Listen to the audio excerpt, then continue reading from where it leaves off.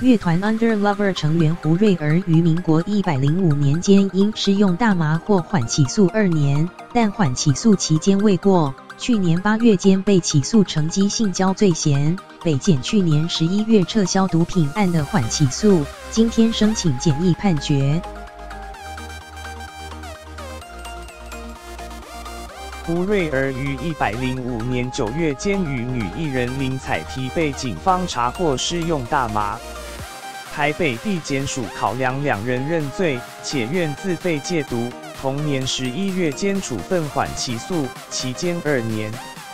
胡瑞儿另被控在夜店性侵女子，去年8月30日被北检依乘机性交罪嫌起诉，案件由台北地方法院审理中。